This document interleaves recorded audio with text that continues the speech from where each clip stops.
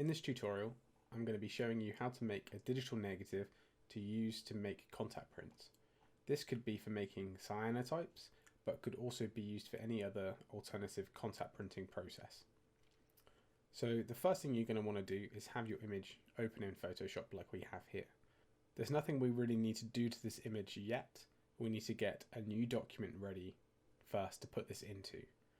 So already you should have got yourself some digital transfer film, also called transparency film. The important distinction between this and acetate is that digital transfer film can easily be put through an inkjet printer rather than a laserjet printer. That's a really important thing. So if you haven't already purchased that, see the link in the description below for where you can get some. So I'm going to go under the assumption that we're working on A4 transfer film. So now I'm going to go to File, New, and then I'm going to select Print and A4. And pay attention here to some of the numbers. The width and the height are just referring to the size of the document, but it's important to remember your resolution here is at 300 dpi. That will be important in a moment. I'm going to click Create. Now we have our blank document to work with. We're going to go back to our image and we're going to resize this.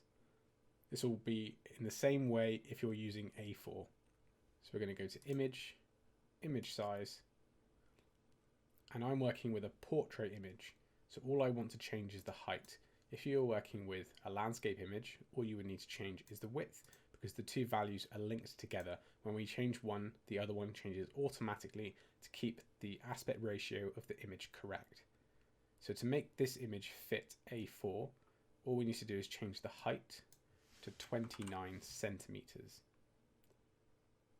And the resolution, remember I said that would be important. We need to make sure this matches the document we're putting into. So that also needs to be 300. We can then click OK. I'm then going to make sure I'm on my Move tool. The shortcut for that on the keyboard is V. I'm going to then click and hold on the picture. Move my mouse over to the new document, keeping the mouse held down. Only now that my mouse is here do I let go, and we can see that that image has been positioned and sized almost correctly. It's slightly too short. If it is, all we need to do is Control T or Command T to bring up the transform box, and we can then just expand it slightly so it fits within that window. What you can see here is my image is going off the right hand side slightly. That's normal to an extent because the image I shot here used a different aspect ratio to what an A4 document is. So I expected that to happen. Your image may not. I'm going to then double click or press enter to confirm that. What we have now is an image that we know is exactly A4. It's no bigger, it's no smaller. When we print that onto A4, there will be no distortion, stretching, or anything like that. Now what we want to do is we want to turn this image into a negative image. There's a really simple way we can do that. You can go to Image, Adjustments, Invert. And you can see here there's a little shortcut, Control I or Command I on your keyboard to make it a bit quicker. When we do that, it goes straight into a negative. Now, in reality, that could be job done. You've made it into a negative and you could print that now. But we want to do a few little adjustments just to ensure that we have a good negative. So we want to go down to the bottom right here, create a new fill or adjustment layer, and we want to add a levels layer. What we can then do is adjust the blacks, the highlights, and the midtones independently to create a good negative, a dense negative. So what we want to do when we adjust the whites and the blacks is hold Alt on your keyboard. And you can see what happens here is the image changes quite drastically. When I let go of Alt, it comes back. What's happening here is when I'm doing this on the black slider and I hold down Alt on the keyboard, it's showing me all the areas that will be 100% black physically. Now, physically is an important point to make. When we print this out, you will have physically darker areas and physically lighter areas. But remember, we're working in negative now. So when this translates to an actual positive print, the dark areas will be the highlights. So say, for example, I'm making a cyanotype print, and I make the areas at the sky here and in some of the water very, very, very black. That will translate to a pure white area in the final image. So the denser these areas are, the lighter they will be in the final print.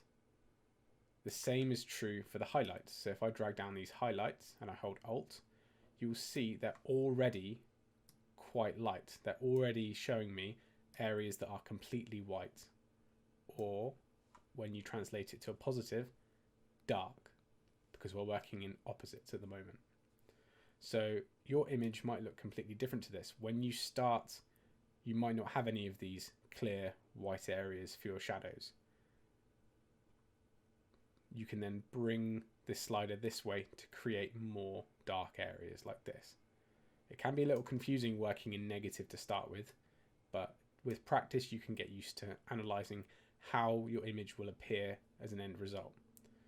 So the important thing to note when you're doing this is you want to have some areas that are fully dense with these blacks and some areas that are fully dense with these whites. You're looking at the darkest darks and the whitest whites. You don't want to go crazy with these sliders. Chances are you'll only need to make minimal adjustments. The last step to make this work properly is we need to flip this image over. So we need to go to image, image rotation, and we need to flip the canvas horizontally.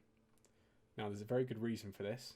When you're using digital transfer film, you need to use the print side down. So that will be obvious. One side will look very, very crisp and clear, and the other side will look very kind of fuzzy and unclear. The really clear side is your print side. It will be obvious when you do it, and chances are the packaging for your digital transfer film will tell you this with the instructions anyway.